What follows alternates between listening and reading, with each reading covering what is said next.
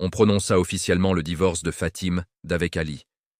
Le juge avait parlé, le mariage était fini, les papiers rangés, les témoins rentrés chez eux. Mais dans la tête de Fatim, tout n'était pas encore terminé. Il restait l'essentiel, le fameux visa américain.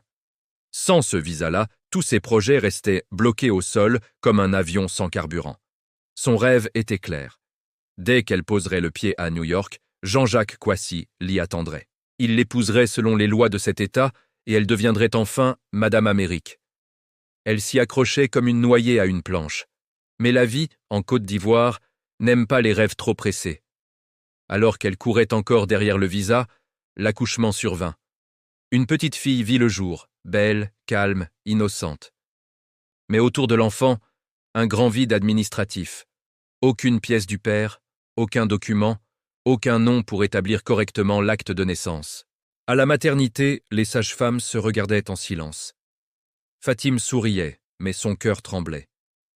Chaque jour, elle me posait la même question, avec la même inquiétude dissimulée derrière un faux calme. « Tu as des nouvelles de Jean-Jacques » Jean-Jacques, justement, était devenu subitement muet depuis son retour en Amérique. Les lettres de Fatim partaient, traversaient l'océan, puis revenaient comme des boomerangs avec cette mention qui fait mal. Inconnu. Pourtant, chose étrange, Jean-Jacques m'écrivait régulièrement. À moi, il parlait. À elle, il se taisait. Un matin, d'une voix froide, il me confia une mission. Va lui transmettre un message. Sans émotion. Fatim habitait désormais une grande villa, achetée après le divorce. Une maison silencieuse malgré ses murs solides. Je la trouvais assise devant la télévision, entourée de ses 3 enfants, chacun occupé à sa manière. Le salon sentait la stabilité, mais aussi la solitude. Je pris une profonde inspiration et parlais. Fatim, monsieur Jean-Jacques Kouassi, m'a chargé de t'informer de son regret de ne pouvoir t'accueillir aux États-Unis. Ce pays qui l'a si bien accueilli et rendu riche. Elle baissa lentement le volume de la télévision. Comme il est contre toute ingratitude, il a tenu à manifester sa reconnaissance à sa nouvelle mère patrie en prenant l'une de ses filles. Elle me regarda, les yeux immobiles. Il a donc épousé samedi dernier une Américaine au teint noir appelée Janice Vanessa. Le silence devint lourd. Même les enfants semblaient avoir compris qu'il se passait quelque chose de grave. Il te demande avec insistance de l'oublier, de ne plus jamais penser à lui, et surtout, de ne pas croire que tu as un enfant de lui. Fatim ne cria pas. Elle ne pleura pas. Elle resta simplement assise, droite, digne, comme beaucoup de femmes ivoiriennes quand la douleur dépasse les larmes.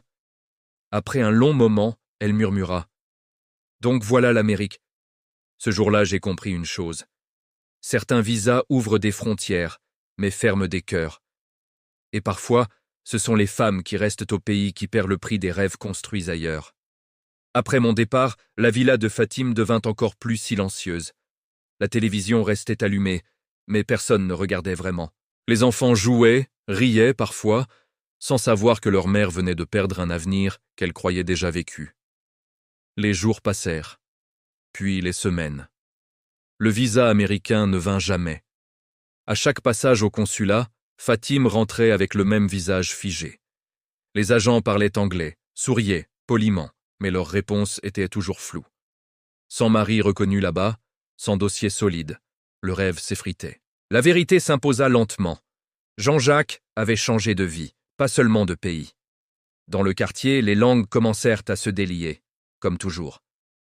Elle aussi, elle croyait que l'Amérique, c'est pour tout le monde. Quand un homme réussit là-bas, il oublie vite ce qu'il a laissé ici. Elle a misé toute sa vie sur un homme. Fatim entendait tout. Elle ne répondait plus. Un soir, alors que les enfants dormaient, elle prit sa fille nouveau-née dans ses bras. Elle la regarda longuement puis murmura. « Toi au moins, tu es vrai, tu ne m'as rien promis. » C'est ce jour-là que Fatim comprit la leçon la plus dure, celle que beaucoup de femmes apprennent trop tard. Quand tu remets ton avenir entre les mains d'un homme, surtout à distance, tu acceptes de ne plus en être la propriétaire. Jean-Jacques avait choisi l'Amérique. Il avait choisi une épouse américaine. Il avait choisi l'oubli.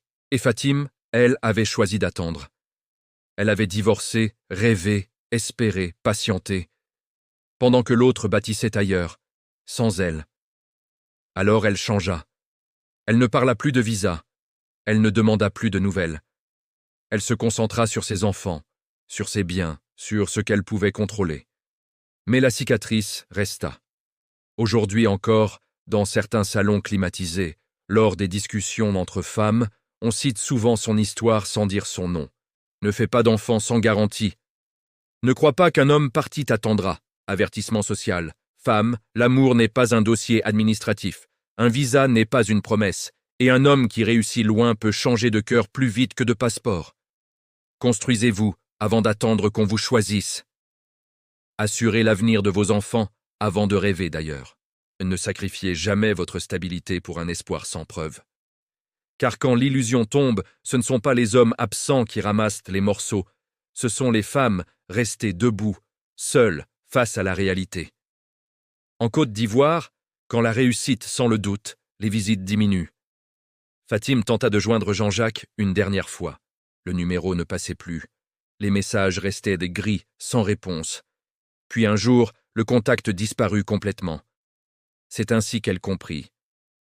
Elle avait été effacée. Quelques mois plus tard, une ancienne connaissance revenue des États-Unis l'a reconnue sur une photo publiée sur les réseaux sociaux. On y voyait Jean-Jacques, souriant, costume bien taillé, tenant la main de son épouse américaine. À ses côtés, une petite fille au teint clair l'appelait Daddy. Ce jour-là, Fatim s'évanouit dans sa cuisine. À son réveil, allongée sur un lit d'hôpital, elle réalisa une vérité brutale. Même l'enfant qu'elle portait n'avait jamais existé dans la vie de cet homme. La petite fille grandit. À l'école, on lui demanda un jour « Où est ton papa ?» Fatim resta silencieuse. L'enfant répéta la question à la maison. Encore, encore.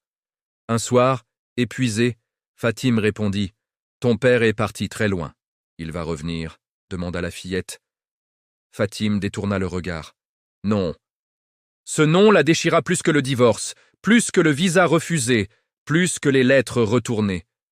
Les années suivantes furent cruelles. Fatim, autrefois citée comme exemple de femme ambitieuse, devint un avertissement vivant.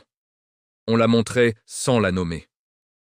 Voilà ce qui arrive quand on mise tout sur l'extérieur. Elle a cru qu'un homme allait la tirer du pays. Mais le coup final vint un matin de saison des pluies. Un courrier officiel arriva. Jean-Jacques demandait qu'on cesse toute tentative de contact, sous peine de poursuite. Il niait toute relation passée, toute promesse, toute paternité. Ce jour-là, Fatim comprit qu'elle avait non seulement perdu un homme, mais aussi son droit à la vérité. Elle s'assit dans la cour, tenant sa fille contre elle, et dit d'une voix cassée « Ne fais jamais confiance à quelqu'un qui te demande d'attendre pendant qu'il avance. » Depuis, Fatim parle peu. Mais quand une jeune femme vient lui demander conseil, elle dit une seule phrase, sans colère, sans haine. Ne fais jamais un enfant sans reconnaissance. Et surtout, ne construis pas ta vie sur les promesses d'un homme absent. Car l'Amérique est loin, les promesses voyagent vite, mais les abandons restent, ici, au pays, dans les bras des femmes qui doivent tout assumer seules.